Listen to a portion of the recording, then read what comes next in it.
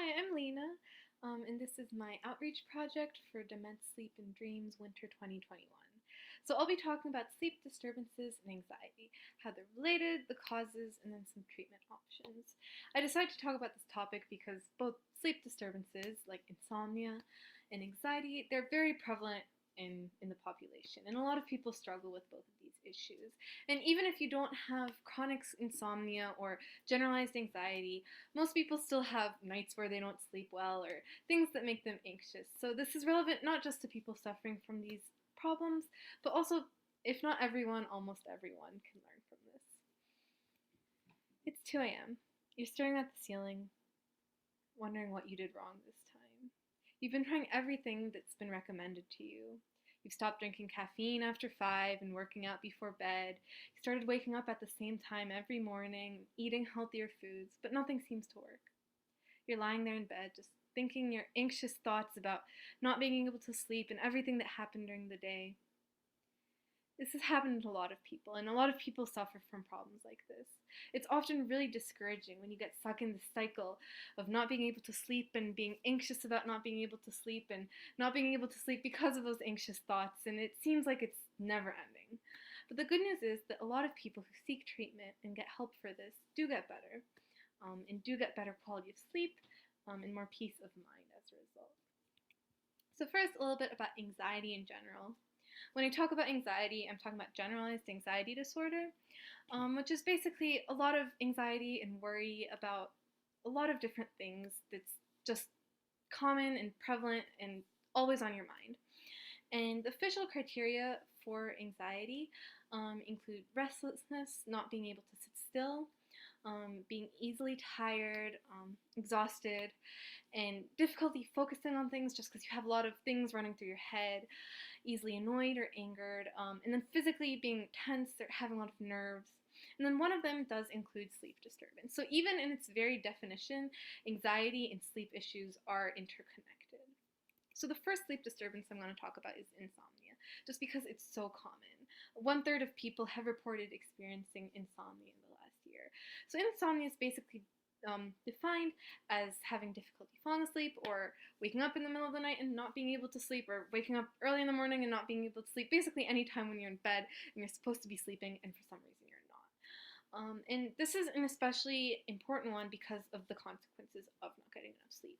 Obviously, exhaustion, being tired when you don't get enough sleep, worse mood, you tend to be moodier or easily angered or sadder, and the most important one is poor work performance. And this could mean, sleeping on your desk at school or at work, but more seriously, a lot of accidents happen because drivers are falling asleep or sleeping on the wheel. And that's why the motto of our class is drowsiness is red alert, because this really is an important safety issue, and a lot of accidents happen every year resulting from someone who hasn't gotten enough sleep who's been driving, which makes it especially important that if you do have insomnia, that you seek out help for it, because it really does impact your quality of life.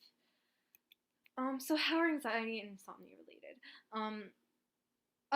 Different than the other sleep disorders that I'll talk about later, these have a very distinct causation between the two. And not only are they connected, but it goes two ways. So not only is anxiety a risk factor for insomnia, but insomnia also is a risk factor for anxiety. And it's sort of like the chicken and egg problem. You're not sure which one caused which one first. But fundamentally, these two things overlap. In a study using polysomnography, which is basically just measuring different body phenomena over the night as you're sleeping, subjects with anxiety experienced longer wake time at night, more waking up, less sleep overall, and less efficient sleep. So there is this sort of overlap between these two conditions that has negative consequences.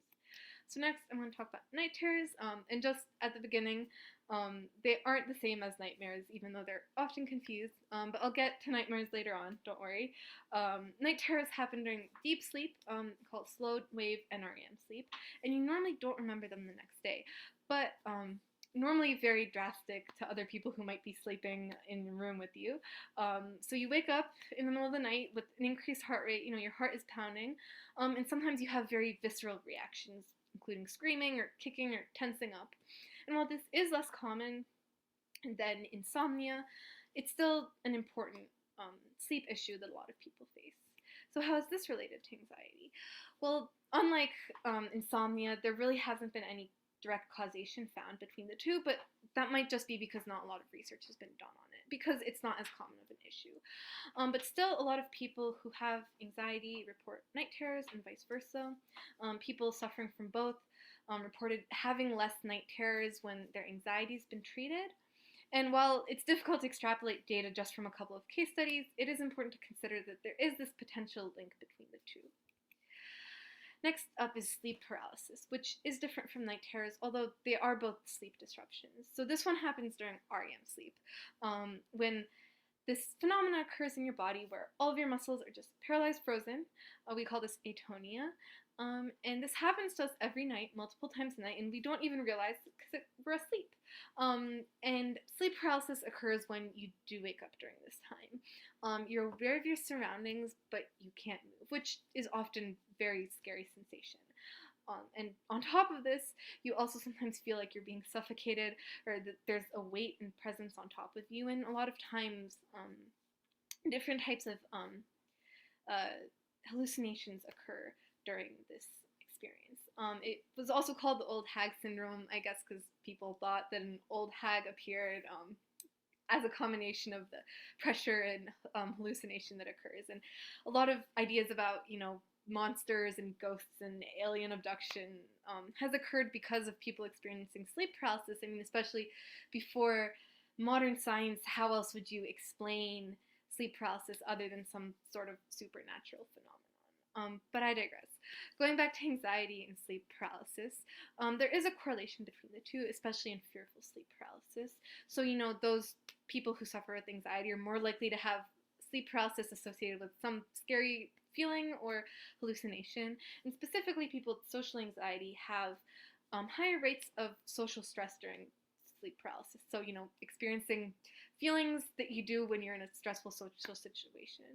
And again, like with insomnia, we're not sure which one causes which, but they do occur a lot together. And some theories are that they might be indirectly related through just a general lack of sleep, because lack of sleep is associated with anxiety and sleep paralysis. So it might just be that's something two of them have in common, and that's why they occur together. And lastly, I'm going to talk about nightmares, which is something that I'm sure everyone has experienced at some point.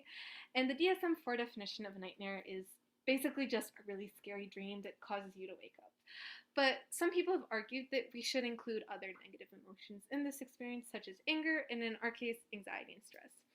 But often it's difficult to study nightmares because participants don't really want to talk about them, especially if you have a traumatizing nightmare, something you don't want to think about. It's hard to talk about it again for a research study. It's generally something we don't want to relive. So how it's related to anxiety? Well, both daytime and nighttime anxiety is associated with nightmares. And again, you have this negative feedback loop where when you have less sleep, you have higher anxiety, and then that results in nightmares, which leads to lower quality sleep, and so on. And also nightmare distress, which is the effect that a nightmare has on you while you're awake, is higher with people who have anxiety. It makes sense if your worst anxiety happens in a nightmare and you're already an anxious person that this is going to haunt you throughout the day.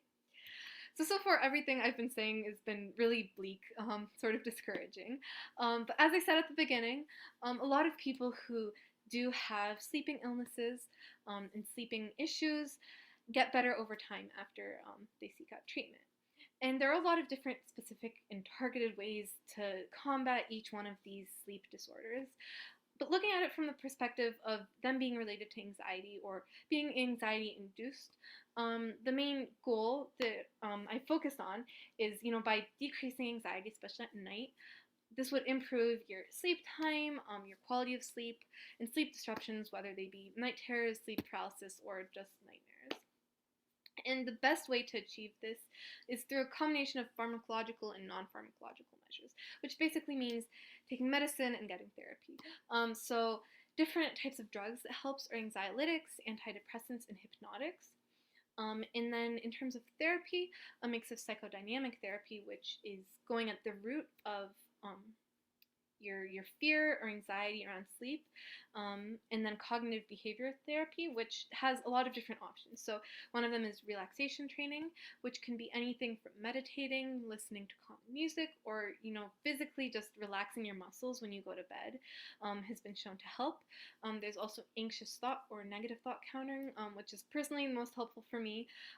Keeping a notebook by your bed, and when you can't sleep at night or in the morning, just writing down all your anxious thoughts and then trying to write down convincing counters to battle them sometimes helps with sleep quality and decreasing anxiety. There's also exposure therapy, which is especially helpful if you have fear surrounding sleep or with particularly bad nightmares, recurring nightmares. And then there's dream and sleep tracking, which is just over time, writing down your dreams or times you go to bed and wake up, sort of by reflecting on your sleeping and dreaming patterns. This can help your quality of sleep. So thank you for sticking with me to the end. I hope you guys learned something, or any of this helped you or someone who you may know who's been struggling with these issues. Personally, this has been very anxiety inducing, and I'm doing this late at night, which makes me really appreciate all of you watching this. And let me know if you have any questions in the comments. I would love to help in any way I can. And for now, I'll wish you good night and hopefully sweet dreams.